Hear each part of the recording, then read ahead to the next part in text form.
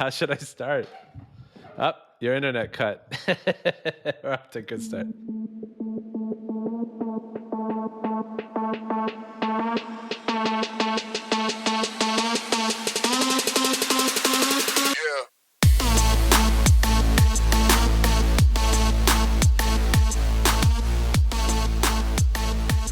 What is up? Hello, everybody. I am Jason Trost, and I am very pleased to announce that I am the new host of the Business of Betting podcast. I'm a huge fan of the show. Jake Williams has done an amazing job, and he's handed over the baton to me. I couldn't be more honored or excited about it. My day job, I am the CEO and founder of Smarkets. We have a multiple range of products at Smarkets. We have an exchange, we have a sports book, we have an odds comparison site coming out soon, and we operate the world's largest market maker. So I'm somebody that has seen sports betting from the outside and the inside. The reason why I founded Smarkets is I used to be a trader in finance, a stock trader, and I came across sports betting, and it had many characteristics, but I couldn't understand how you would place a bet, how the transaction fees added up. And I thought there's got to be a better way to do this. So that's why I founded Smarkets. Business of Betting podcast has been part of my podcast diet for years. Jake has done an amazing job peeling the curtain back. Growing up, I always thought sports betting was a mafia thing. You know, if you watch Sopranos, it's still one of the big business models of Tony and his crew is a sports betting model. But today it's much more like geeks behind spreadsheets and computers with math degrees and physics degrees. The industry is completely transforming from a sleepy old, pen and paper, phone, chalkboard industry into one that's run by PhDs with degrees in statistics. It's really changing industry, and it's very exciting to see.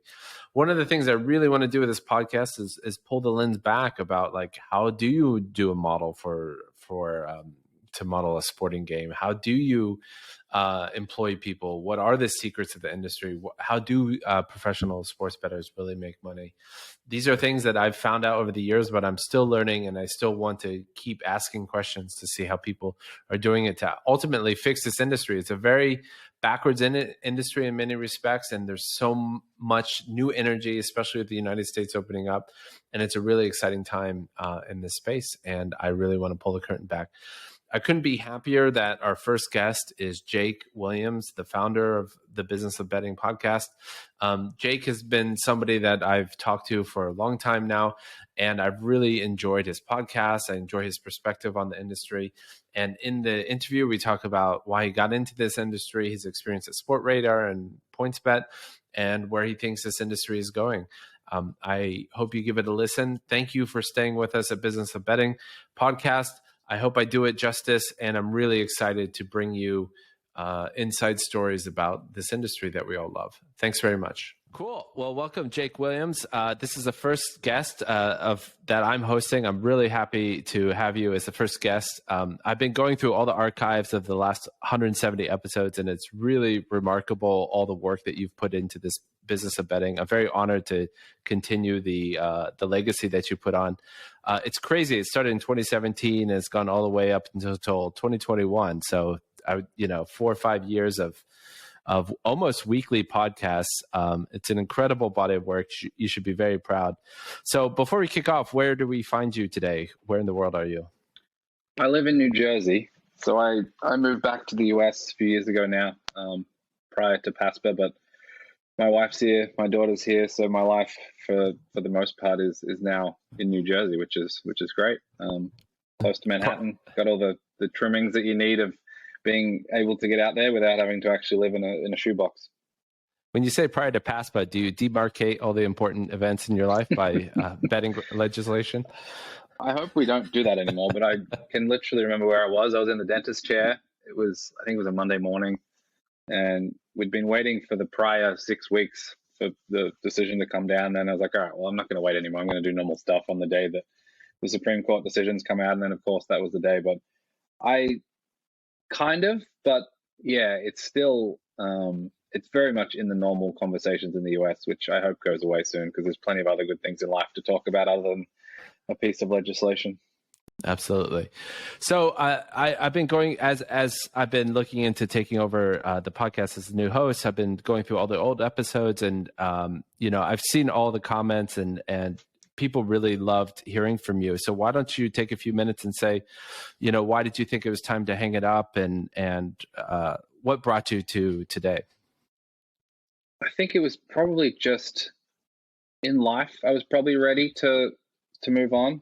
In my podcast life, my professional life, I have a young daughter now at home. So, the COVID period, as much it was great for podcasting generally, I would probably guess. For me, it was the opposite. Like, I think I lived outside of my normal space for so long, like everyone, and then being just condensed, doing a podcast where I lived, where I slept, where I worked, all became sort of on top of each other. So it almost made it less, I guess, palatable to continue on. I thoroughly enjoyed literally every episode. I got so much out of it, but it was more just, I guess, a moment in time where I sort of assessed life and a few other things and thought maybe it's best to slow down. And then I did. And then ultimately I just thought it's probably best to leave this on the shelf, and had a few conversations with different people who were sort of intrigued as to why it was not happening anymore. Because like you said, I was pretty consistent. I think I did, at one point, it was sort of 150 episodes in 154 weeks or something like that.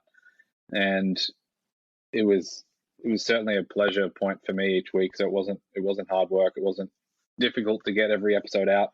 And it was just probably a good end point that felt right at the time. And I was not sort of desperate to keep it going necessarily. It had done a lot of good things by me, and then it was just a matter of if it made sense to continue it on in some capacity. I was very open to it, and that's obviously where we sit today. Fantastic. Well, I hope I do it honor. I know through the years it was my number one industry podcast that I would go to see what was going on in the industry. There's a lot of sports betting podcasts that sort of talk about picks and all this kind of stuff. But what I liked about this podcast so much was, real insiders basically talking about how they thought about the industry from the inside out, which I found fascinating. Even as a CEO of a sports betting company, I find it really interesting. And honestly, that's why it started. And it wasn't for any, great epiphany or anything like that. It was like, let's get one episode, see what happens. I grew up in Australia and lived in the US for a while. Then I lived in the Cayman Islands for a while. Then I moved out to Germany. I was living in Munich. And as an Australian sports fan, as a horse racing fan, as an American sports fan, trying to get content throughout sort of my teens and into my early 20s wasn't that simple. Not like it is today. I traveled to Europe for the first time. I remember vividly landing in Rome and thinking, there's horse racing on today and I've missed it and I can't watch it and I can't get replays and there's no iPhones. There's, Snake on my phone that'll keep me busy.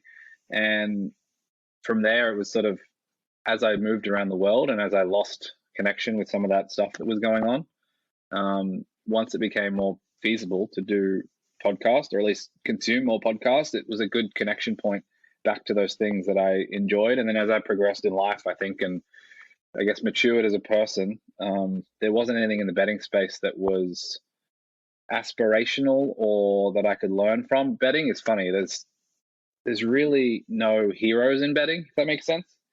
Most other things in life there are, whether it's even things like horse racing, there's jockeys and horses and trainers. Sports, obviously, you have your heroes.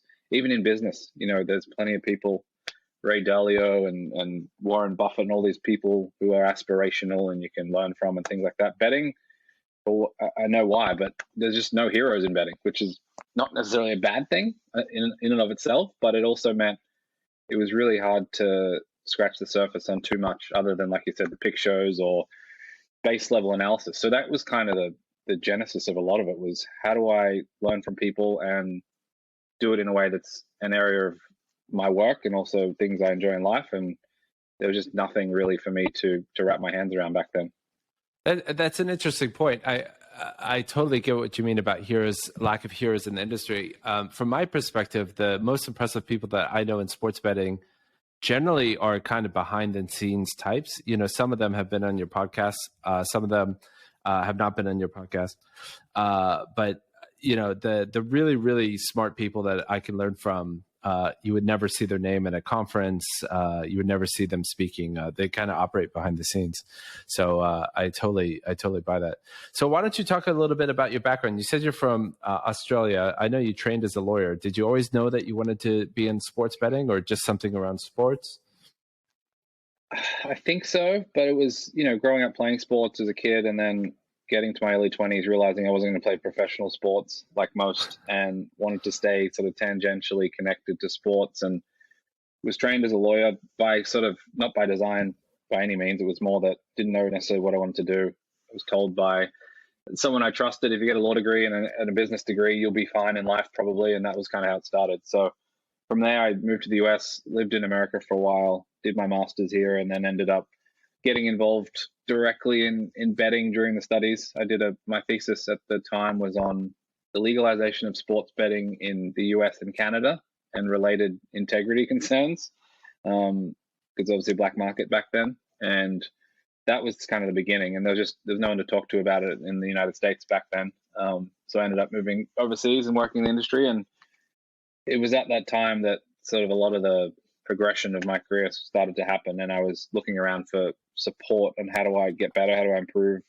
There's no legal podcasts out there that I would listen to or anything like that. So as a gambler, a bettor myself, to, from the genesis of Australia and growing up through that period, it was leaning on professional gamblers or people talking about poker or some of those things that helped me through in life. And honestly, in work and in most things come back to probability, to gambling in some sense, whether it's figuring out my commute. I'll think about that in depth from a probability perspective. If I leave now, I'll get that bus. And if I get that bus, I'll be able to get on the subway to Manhattan and I'll be in the office by this time and I'll make that meeting. And those are the types of things that gambling teaches you, which can be very bad and makes life kind of boring sometimes. But also allowing myself to find the entertainment in it as well is something I try and do more so now. But yeah, it's been a pretty weird, wild ride at this point, but certainly wouldn't change much of it. Did you come to the United States for sports betting, or did you come for personal reasons? Yeah, I was working at a company called Sportradar, which many people will know, in Germany at the time, and then I moved out here and back out to the US in probably 2016, and we'd acquired a US business and was working directly with respect to that, and it was a good opportunity at the time. It wasn't really betting related. If you rewind back then, it was really Nevada, which was largely a retail business or a limited digital business then. And so a lot of media work, a lot of work with sports leagues and things like that was happening back then. And then obviously things changed. And it wasn't, from a betting perspective, it changed. It wasn't really predicted. It was always 5-10 years away. And then suddenly it made its way to the Supreme Court. And even at that point, it wasn't a certainty that it was going to go well. And then I remember sort of rumors or things like that were popping up that it's probably going to go positively and this could happen. So it all was pure luck and chance and timing that someone with a legal background and some betting experience was in New York City working in a betting company that allowed me to put myself in a position to work closely. As you probably know, the US market is a lot of red tape, a lot of legal and regulatory stuff going on. So it was a useful position to be in at the time. So Sportradar is actually quite, I would say one of the largest background businesses that exists in sports betting. So for the listeners that don't know what role Sportradar plays, why don't you talk a little bit about the importance that it plays in the industry and the innovations that are brought to the industry? Yeah, so now public, actually. Sportradar, probably the biggest sort of data trading technology supplier, like you said in the background. Certainly revolutionized to a large extent just how live and online betting sort of evolved without the tools and the data and the technology that at a certain point, pretty much every regulated bookmaker in the world was using Sportradar type services. And then it's continued to evolve. And even to the point where when I was in the US, the idea of official data and working with sports leagues wasn't a common, normal thing. And, the innovations that came out of Sportradar really have set the way for how online and sort of live betting has evolved. Now, there's certainly been other product evolutions and iterations around that, but without some of the core services at Sportradar, I don't think the industry would necessarily be as advanced or accelerated to the point it is today. So the first company I remember in this space was Running Balls. Is that part of the Sportradar family, or is that a separate family? Separate, but same sort of thing. Yeah, there's a few. Genius Sports as well. Running Ball, you mentioned Sportradar. There's a couple of others as well, and there's certainly some more sort of younger, smaller businesses as well that are getting into the space in different ways, either data collection or a lot of pricing businesses now that are working in the betting industry with things like micro markets and more prop related stuff, not just the core sort of spread, total, and money line stuff. So it's really evolved a lot from when I started with Sportradar. There wasn't necessarily a huge array of different competitors or other businesses tangentially involved in the space, not specifically in that form of supplier. And now it's certainly thriving, and I see decks all the time of new data businesses, new pricing businesses coming up, trying to take a slice of either the US market or just globally. So the core business model is selling data about the fixtures, who's playing, when, what the score is when the market's over. Is that correct? Yep, and then all through live, all the incident data for every second, couple of seconds throughout a match, what's going on in the game. So how has it changed? I think the whole licensing, the official data feeds, that's kind of been the last 5 years, especially in the United States. I think there's been a really big push to try to help the leagues monetize, to get quote unquote unofficial feeds, and also to, legitimize this industry by working closely with the sports themselves. From my perspective, I kind of view a lot of it seems quite bizarre that sports betting companies have to pay the leagues for its data. How do you kind of think about that? For example, if I'm the Washington Post and I'm writing an article about the Nationals, I don't send the Nationals a check for the pleasure of writing about the Nationals. I have to give them a check. But if I take a sports bet in Washington, D.C., they're going to want a cut of that sports bet. So what is the sort of the business idea behind sports betting companies paying the leagues for that data?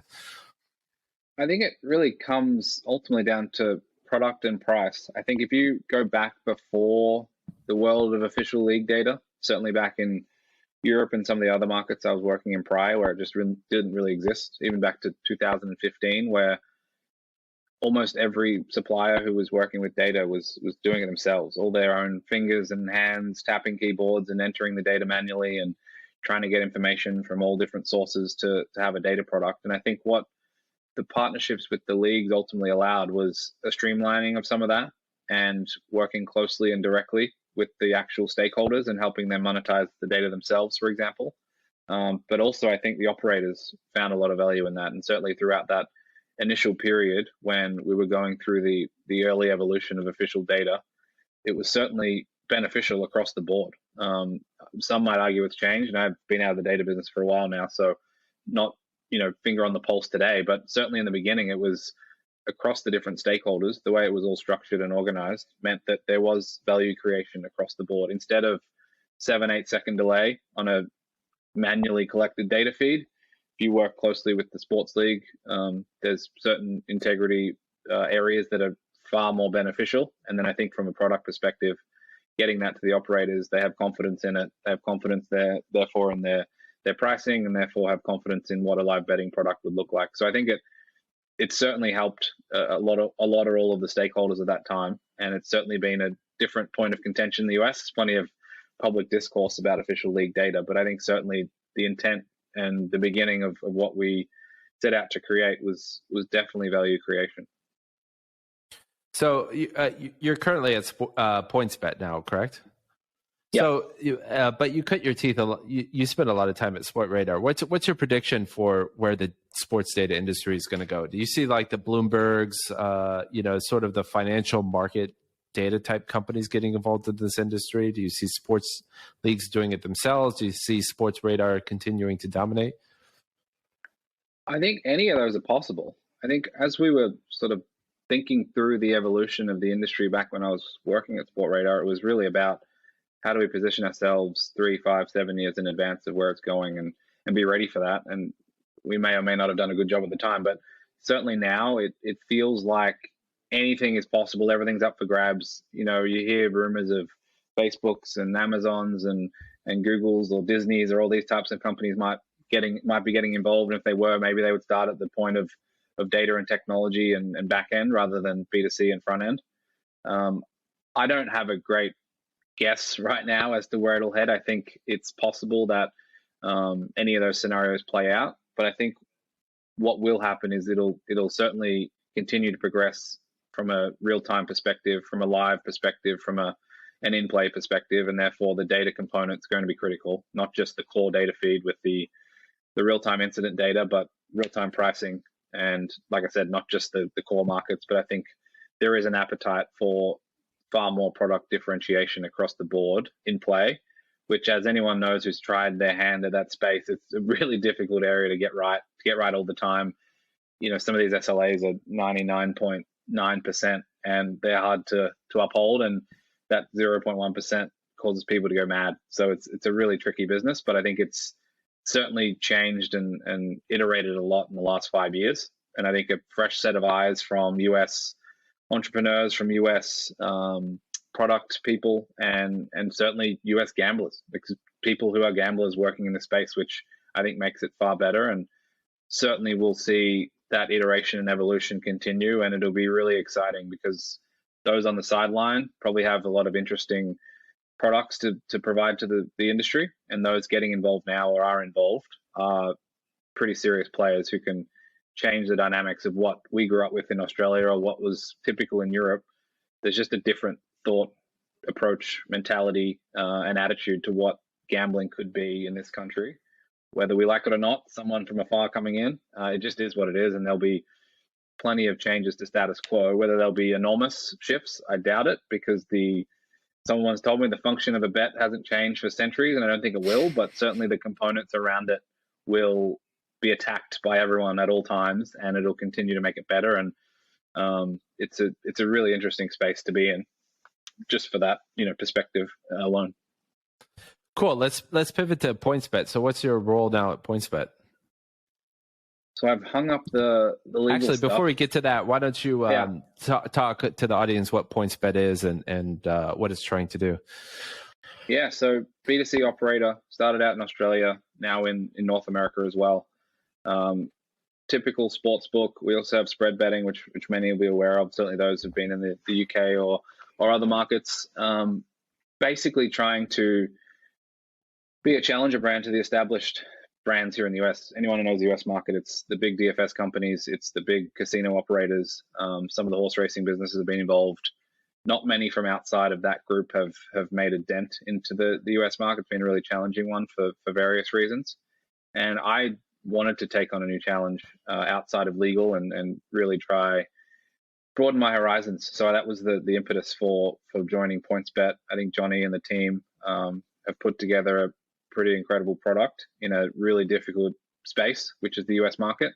And I just wanted to get involved in the strategy and operations side and do a little bit different day-to-day things that I was doing at Sportradar, and also just continue to grow and do something different that wasn't contracts and corporate legal and some of those things that was standard in my my previous life. You don't miss contract law? No, licensing, compliance, regulatory. There's plenty of areas that there's far smarter people than I who can handle. So jump in. I mean, as much as you can share, obviously. Jump into your current role. Like, what's your remit? Where are you trying to take things? What's on your mind right now?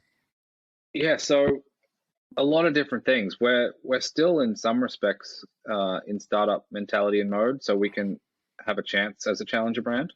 But also just maturing as a business. And I think it's been a pretty wild 18 months, I think, for anyone and everyone in the gaming industry, certainly, but even more broadly, growth and tech stocks have been hit pretty hard recently. I think just the broader macro trends around what's going on in certainly the US markets.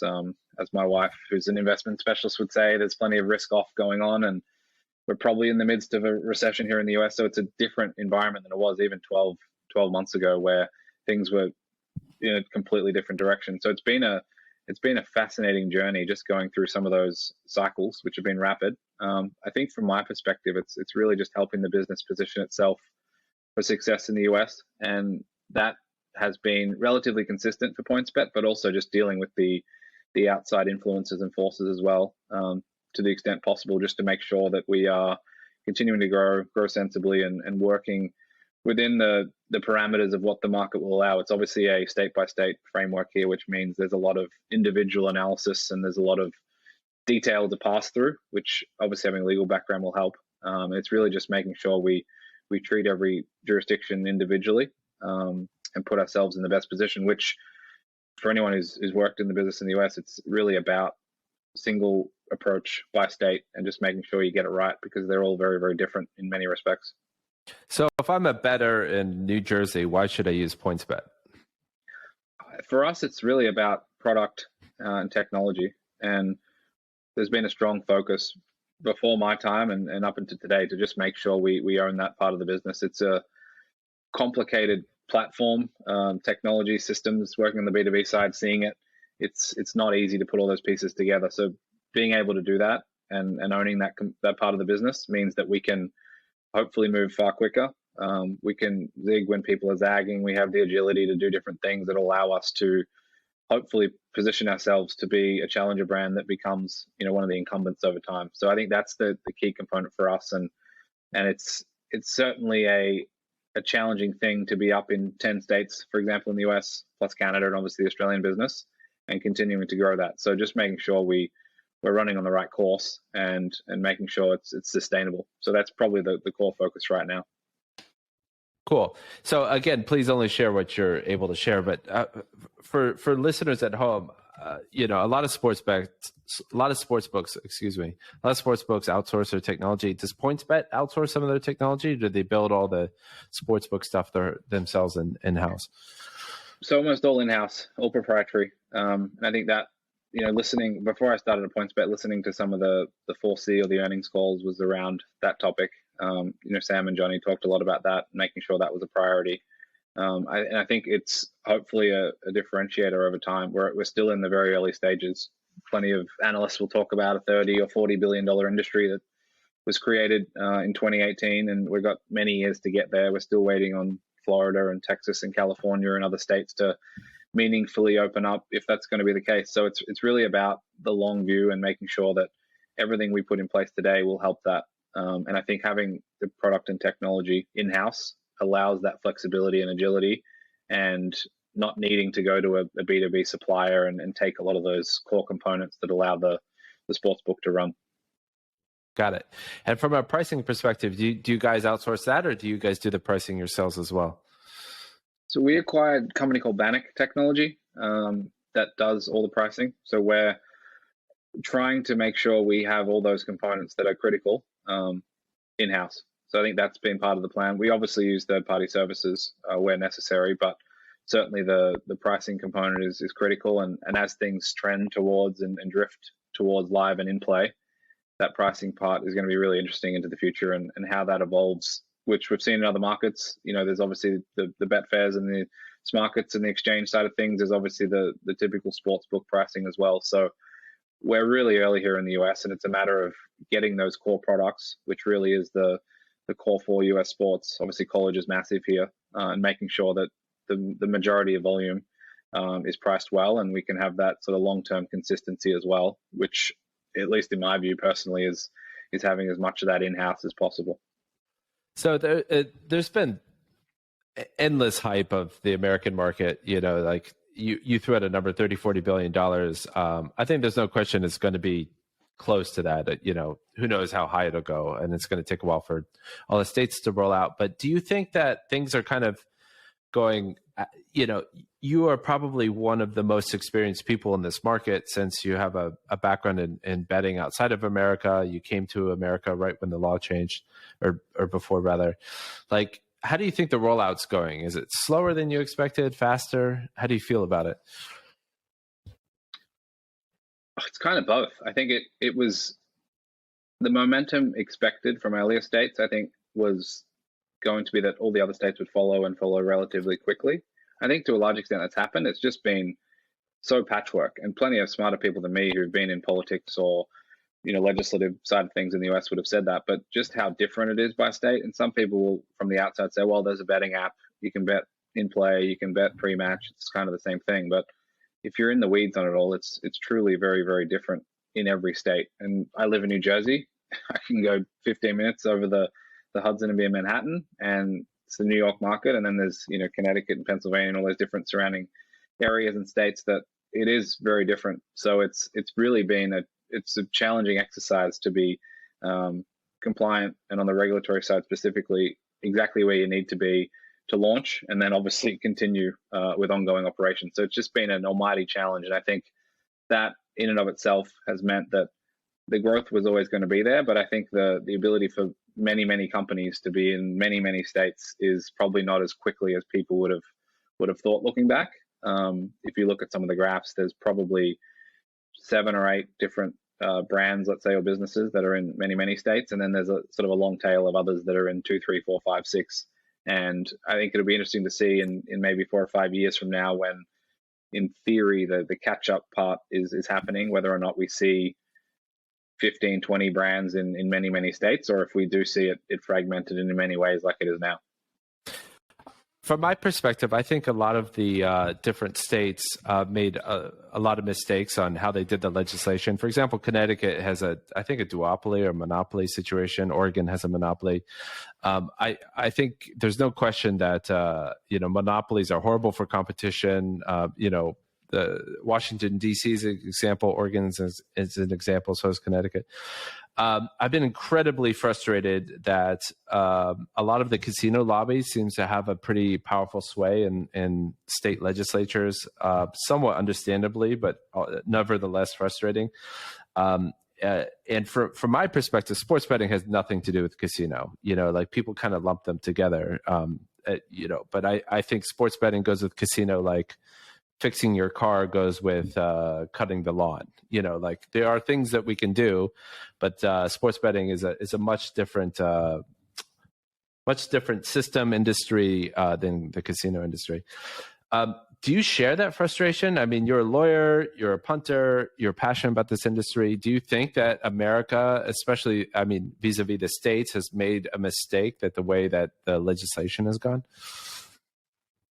It'd be awesome if it was one set of rules federally, or one set of licensing, or one set of standards, let's say, across core topics. It'd be great if responsible gambling was properly handled entirely across the country in every state, not just states that have legal sports betting. Things like, licensing, I mentioned, it's very hard to get individual license in every state. It's different. The forms are long and arduous for anyone who's been through that process. So I think plenty of those things, it would be great to see it centralized. And then I think you can have the local nuance and allow locally have states have some influence on what they want to see and why and how they want to go about it. So I would say there's a mix probably would be optimal if I was architecting this, to have plenty of things centralized and then allow the local innovation, flexibility, and have the decentralized nature of each state working to an advantage for everyone, so that we see situations where we wouldn't think of something within framework X pop up in framework Y, and then in theory they could bleed off each other over time. I think that would be cool to see, but I obviously know the system and the functionality of that system. It just doesn't allow for every single time to see optimal setups being implemented for various reasons, and I've seen a lot of different reasons over the years. Yeah, from my perspective, it's been incredibly frustrating. And, I run a small business, I'm just one voice out of many voices. But I think it's been a shame, because I think the British market, as an example, is a very high, well-functioning market. Anybody can become a sports book. In the UK, if you pay the fees and go through the regulation, and the fees aren't crazy, in some states it's, low 7 figures just that's table stakes before you even start. You got to pay low 7 figures.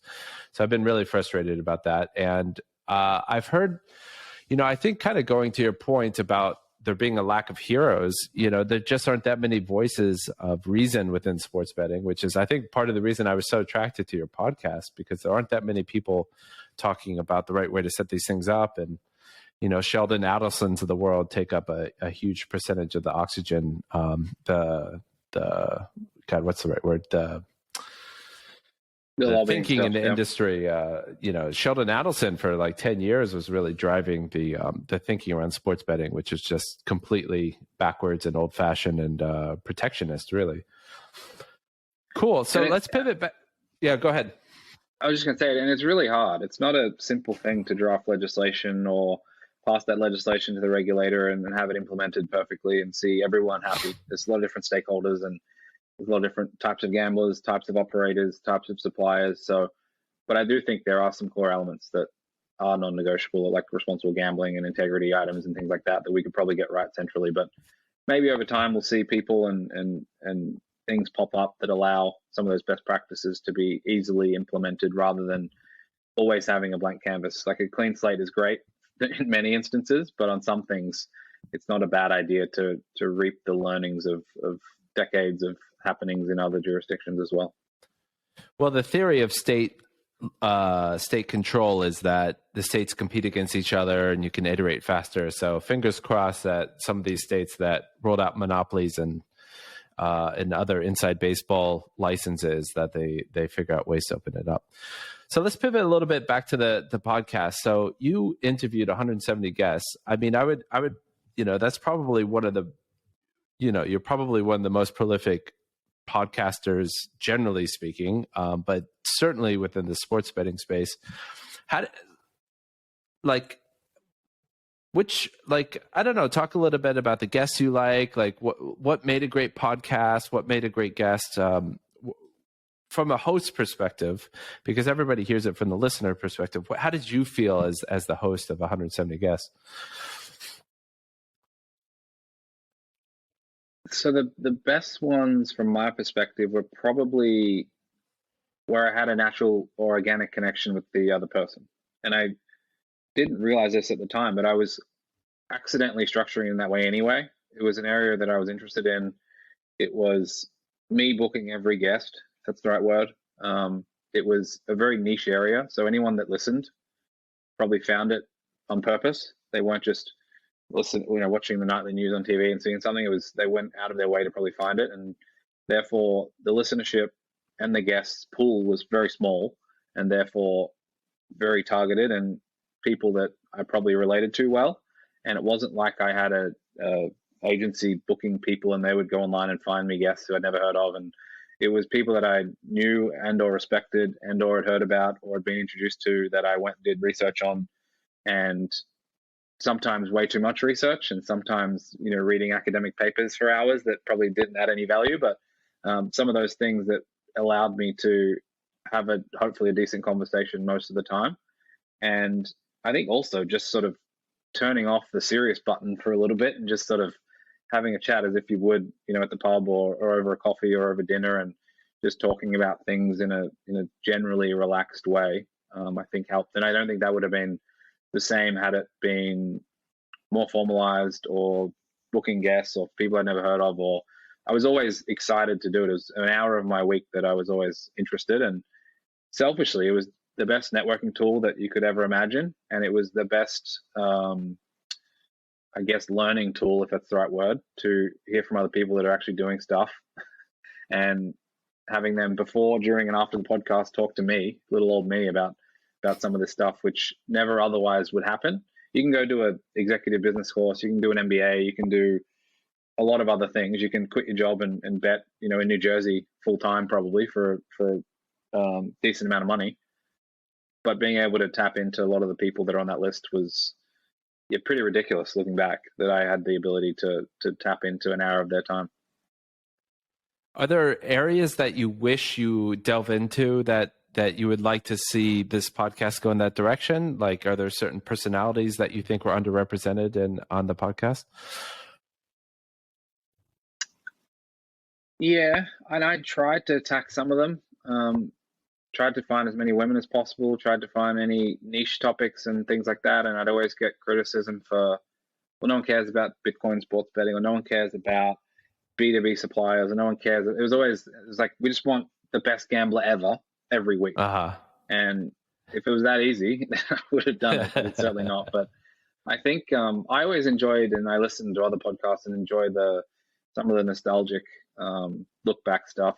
Not everyone likes that, but I like talking to people that might have done it for 20 or 30 years and Yeah. are happy to share a lot of things that they picked up along the way, or some of the stories, as well as, useful, actionable stuff. But I do enjoy hearing about that. And I also just like differing point of views. Like I think the standard status quo stuff is fine and a lot of times helpful, but I also think some of the non-status quo stuff is good to dive into and try and pick it apart a little bit in a positive way, just to understand the dynamics at play and the components. And I think that's one of my general sort of thesis of the US market, is a fresh set of eyes on some of these problems that we've all attacked over the last couple of decades. That there's been sort of digital wagering.